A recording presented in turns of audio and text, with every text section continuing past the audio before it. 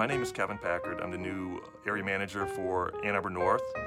I am not only new to Populist, but I am new to the industry as well. So been spending most of my time learning about the industry, learning about Populist, and meeting as many of you as possible.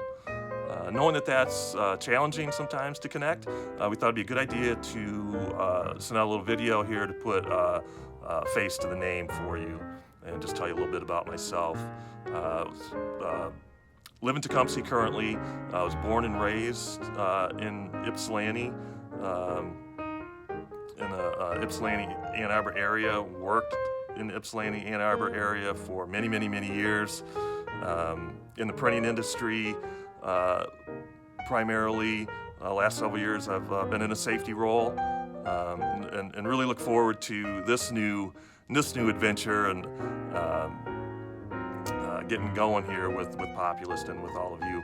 I'm married, wonderful wife Stephanie. I'll be 30 years this year.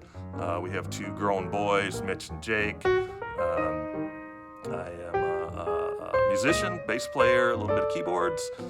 Still do that pretty consistently in a couple projects, and enjoy, working around the house, doing the improvements, the maintenance, and keeping the place clean. Thanks.